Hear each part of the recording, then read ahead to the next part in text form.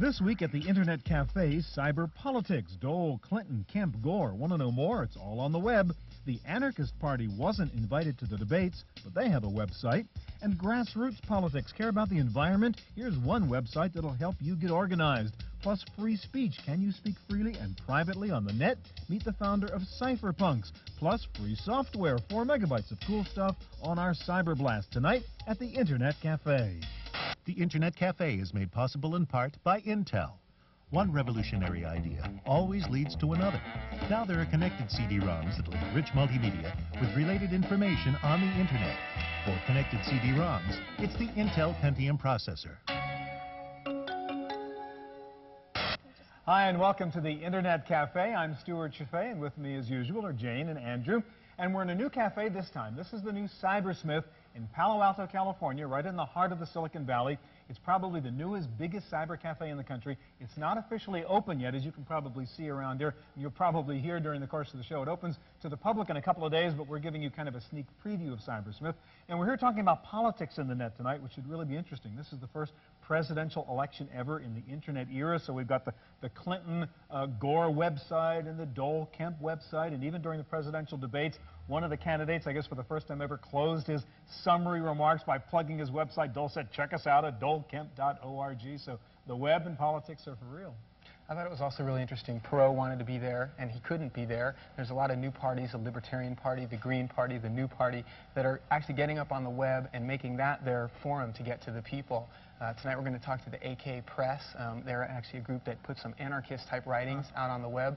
We're going to talk to them about some of the sites that they really are interested in, including sites that may have things from old punk bands, may talk some Noam Chomsky-type writings, and also possibly even some white supremacists. So the power of the few is now in the hands of many. Right. You know, it's also interesting is when I was visiting some of the sites is the power of the web for grassroots activism. I mean, you can go to these websites, not only get information about these political groups, but also participate. Either, you know, respond in a petition, actually send out a fax to an organization that may be doing clear cutting in the forests or what have you.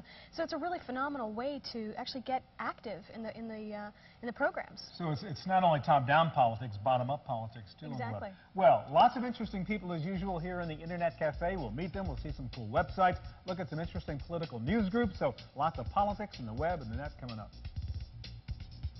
So Maureen, tell me a little bit about APC and IGC. Sure. IGC is the Institute for Global Communications. We're an internet provider that has been around for 10 years, before the internet in its current form really even existed, helping activists and their organizations get online and use the internet in their work. So you're actually a non-profit service provider, is that right? That's right. We're still nonprofit after all these years, and get some of our funding from grants and some from the services that we sell, and have a pretty good reputation for helping people do progressive work. So tell me a little bit more. What do you mean when you talk about progressive work, using service provider type things? What does that mean to a... Well, we support organizations that are working on issues of peace and social justice and environmental sustainability, providing websites for them, helping them design websites, setting up mailing lists, and using lots of internet publishing tools to help them get their message out. So in the past, people would have mailing lists and try to get petitions going and those types of things. So now they're basically being able to do that over the internet. Is that right? Well, there's a tremendous amount going on now on the web as that's gotten more accessible to people, but there's still a tremendous amount, particularly in international work, that's happening just through email.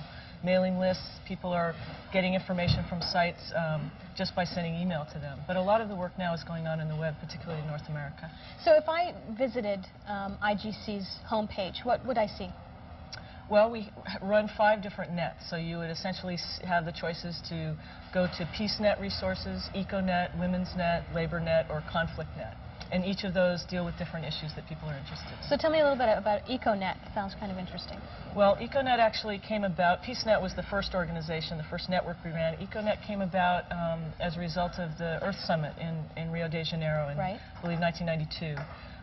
And brought together environmentalists and people doing both national and global work who wanted to get online, continue the work of the summit when they went back home. So what's some examples of sort of places that I could go at EcoNet? Well, there are lots of different organizations that have websites there.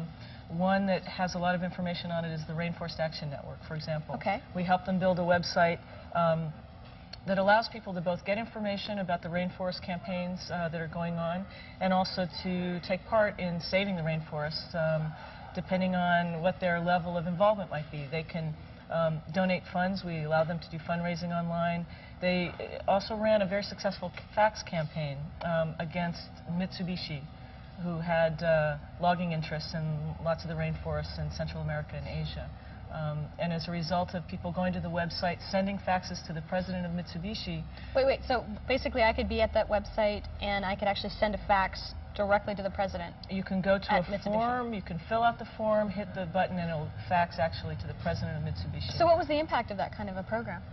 Well, it got a very successful boycott off the ground and caused Mitsubishi to actually respond publicly to people's anger about the rainforest destruction, and they began to divest. As of last year, they divested part of their logging operation in Malaysia.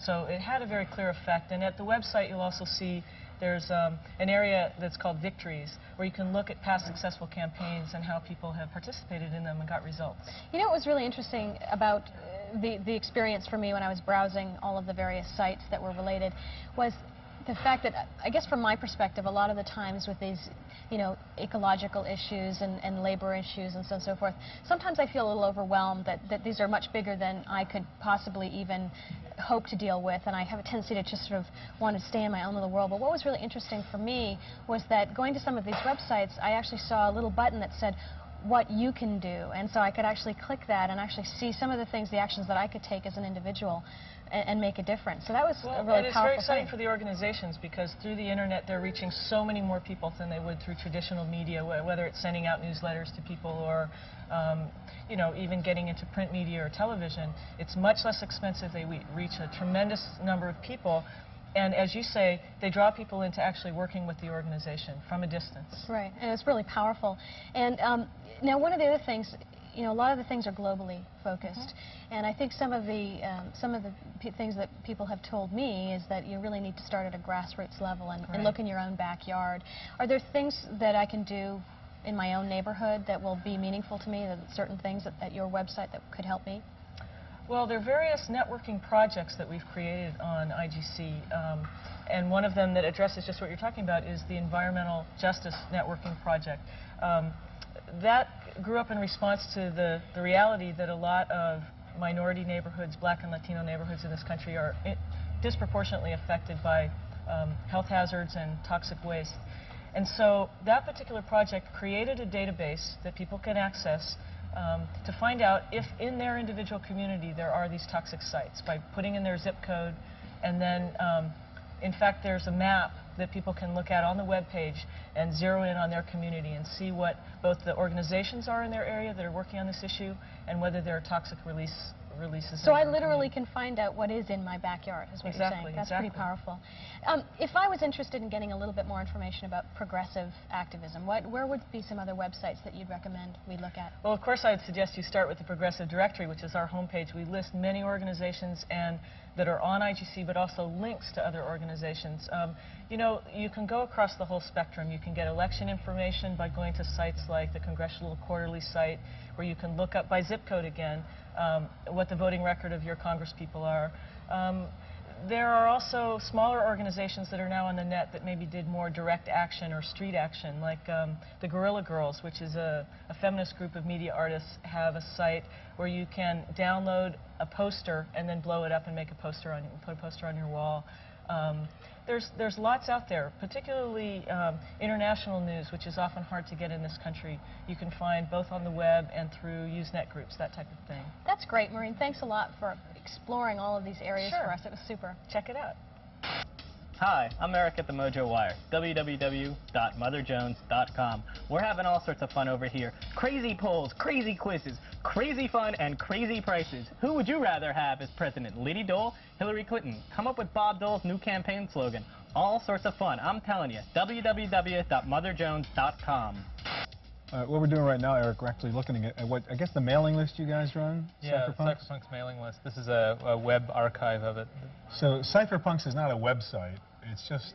Cypherpunks is a mailing list. A mailing list. And a name for a group of people that would hang out on that mailing list. And what is a cypherpunk? What do you guys stand for? Cyberpunks are cryptography activists. We believe in personal privacy for everybody. All right, we're talking basically about politics tonight, and politics in the web, and I guess is the theory that for politics, for democracy to work, you need free speech. I mean, First Amendment, those are the first rule. And to you, does free speech have to be anonymous speech then? It doesn't have to be anonymous, but it should be able to be anonymous when it needs to be anonymous. The idea is that unless you're able to make an anonymous speech act at some point, there are things that people will feel not free to say, things that they might otherwise say which are valuable in discourse, which are unpopular kinds of speech. And it's only unpopular speech that needs protection. Are we talking public speech or one-on-one speech? Both. One-on-one speech has more of the aspects of assembly, is that the government initiatives to stamp out confidential speech that no one else can understand, and to anonymous speech. Both limit the kind of assembly that you can have online.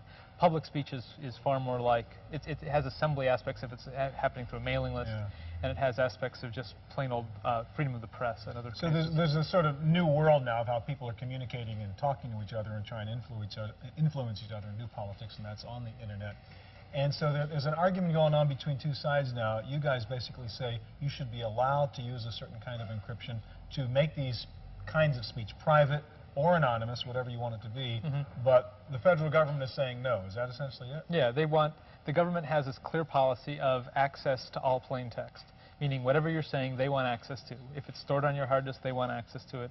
If it goes over the wire, they want access to it. If you are proxying speech for someone else, they want to know who it is. All right, now how does that work? I mean, explain some of the encryption technologies that are available in which the government, how does the government get in then if you have encryption? Well, they don't if you have good encryption. What they're trying to do is they don't want you to have that kind of encryption. That's right. They don't want you people. Well, they acknowledge that you're going to have it if you really want it.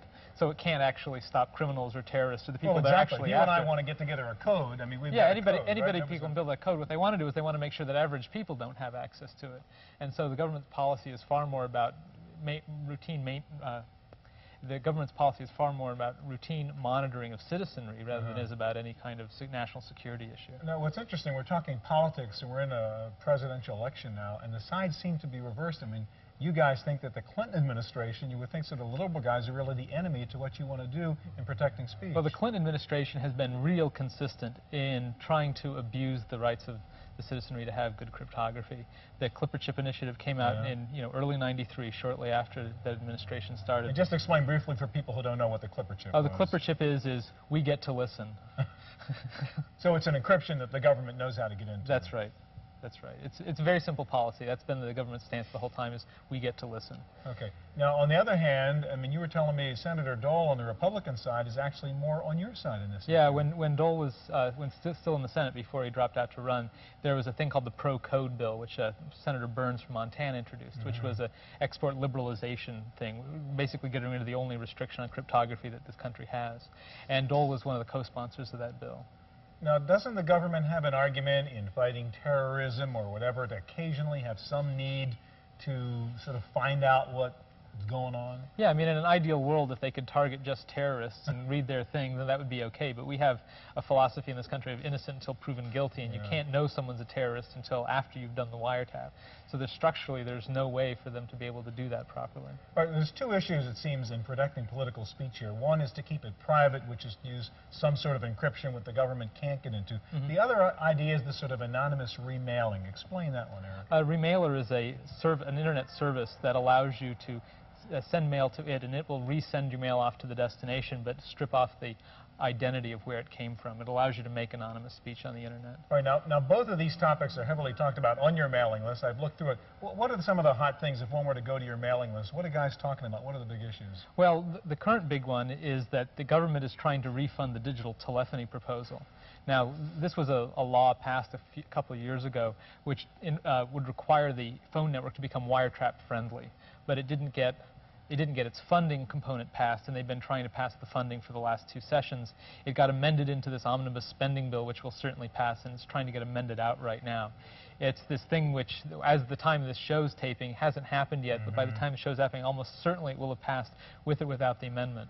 So that's one of the hot topics right now. There's a lot of wild stuff in your mailing list. I mean, this is pretty unmoderated, people screaming at each other. Yeah, this is really free speech. We practice what we preach, and the Cypherpunks forum is just utterly filled with kooks and wackos and good stuff. I mean, it's a cross-section of what real debate is like. That's interesting. Kooks and wackos and good stuff. I mean, in your mind, they go together sort of in a way, huh? Well, I mean, if you're going to not restrict speech, you actually have to not restrict speech. And so the mailing list has always had this aspect of this kind of rough and ready sort of environment. It's not for everybody. It's really loud, and people shout a lot, and there's a lot of just, you know, male posturing. But there's a lot of good stuff that happens on it as well. What's going to happen? Where's it all going to go, you think, with this whole idea of free speech on the net? I mean, who's going to win? Well, remember, every jurisdiction is a local jurisdiction, and the First Amendment is a local ordinance to the United States. So other jurisdictions are going to figure out that, and they already have for the most part, figured out that, you know, private speech is good for their own countries. And you don't have, there are lots of good cryptography minds that aren't in the United States anymore. So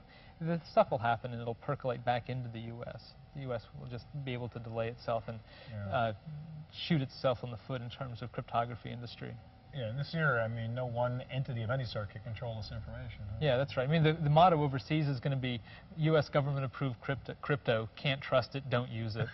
All right, thanks, Eric. On tonight's Cyber Blast, we're going to send you 8 cool programs. That's right, our Cyber Blast is right now dumping data so fast that we can send you 8 complete files in less than 2 minutes. What you're seeing over here is the actual data coming into your computer right now.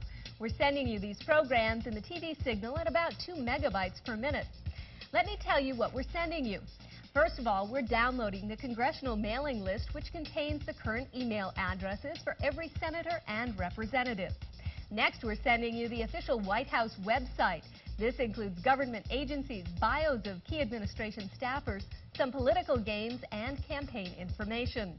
We're also sending you the Republican presidential campaign website. It includes detailed information on Bob Dole and Jack Kemp and the latest Republican campaign news. Also, if you're into the history of politics and the federal government, we're now downloading to you a complete copy of the U.S. Constitution. Finally, we're sending you 3 fun files that will give you a lighter perspective of politics. First is a video clip from the movie American President, starring Michael Douglas and Annette Bening. Check it out before you rent the movie. There's also a puzzle game called Mudball from Broder Bund for those of you who enjoy a little mudslinging. And do you know what the Macarena is? It's the hot new dance that you may have seen politicos wiggling to during the Democratic convention in Chicago. If you dig the Macarena, check out the sound clip of the song we're sending you. Now, to download these files this fast, you do need a TV modem. And if you need information on how to use or find a TV modem, just check out the Internet Cafe section of our website at pctv.com. The TV modem is really fast. We're sending this to you at least 15 times faster than you could download these files with a 28.8 telephone modem. So the download is just about complete. Have fun with your 8 new programs. That wraps up this Cyber Blast on the Internet Cafe. I'm Laurie Anderson. So can you tell me what the AK Press is all about? Yeah, we're a workers' cooperative whose primary function is we publish and distribute a wide variety of anarchist, anti-authoritarian and other progressive literature. What type of information would you consider anarchist? It runs the gamut from, I guess, probably the most well-known contemporary anarchist figure being Noam Chomsky. So I guess it's from Chomsky back to some hoary old dead heroes of the past. Nestor Makhno, Durruti, and pretty much everyone in between. Interesting. What would you consider some other interesting anarchist sites that are now on the net?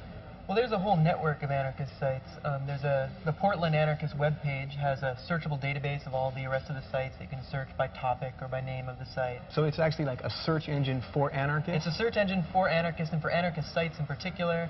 And all the sites are both linked together, and there's a mailing list for the webmasters of those sites so they can coordinate efforts. And recently in Germany, an anarchist website was censored by the German government under kind of some anti-terrorist laws that were designed to fight fascism, and the mailing list resulted in having that website be relocated to a site in the United States, so that could be available still. Ah, so now is that a good thing or is that a bad thing?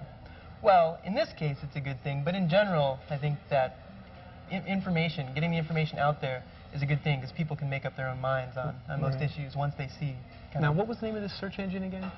The search engine was the Portland Web. Okay, so if I was the Portland Anarchist if I was Web. someone who wanted to learn more about anarchist groups or possibly some kind of fringe activities, I would go on there, I would enter a keyword, and what are some of the things that you find on there that you really like?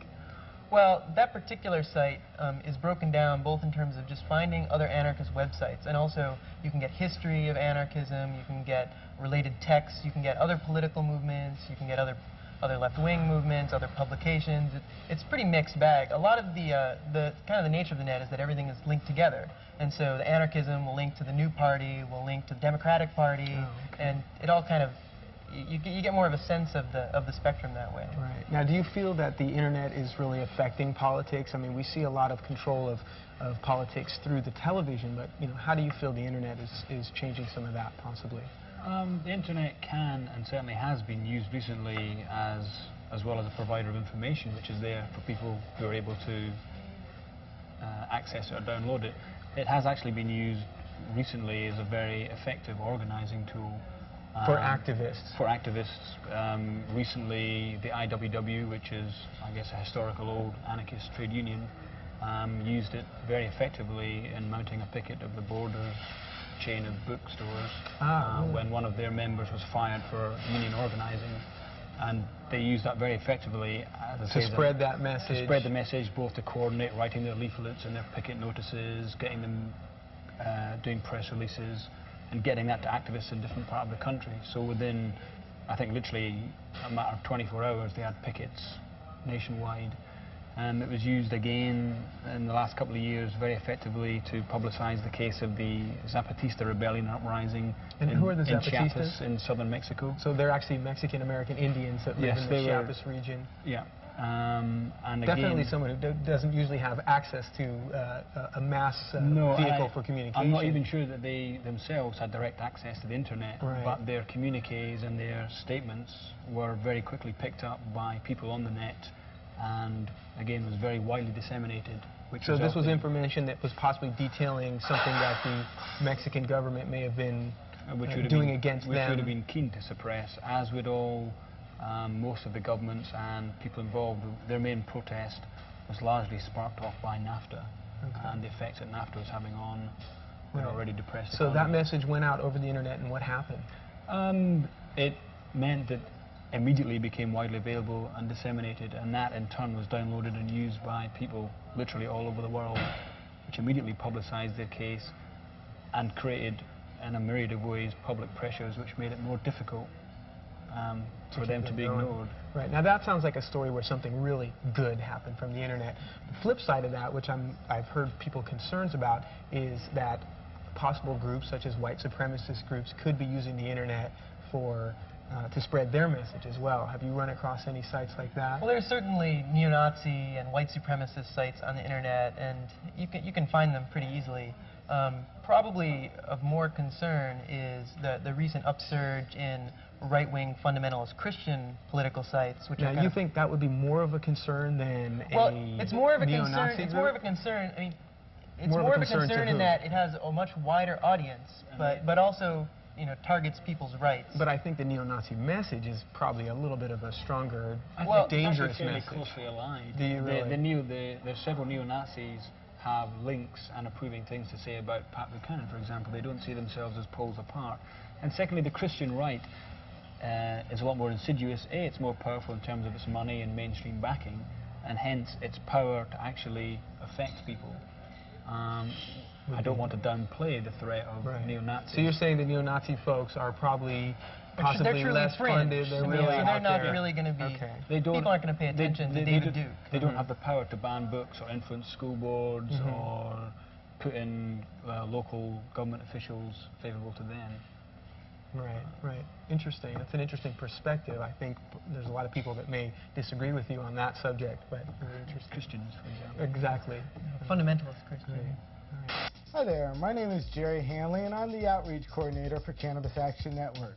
For the latest information regarding medical marijuana and its uses and all the political activities surrounding it, point your web browser to www.prop215.org.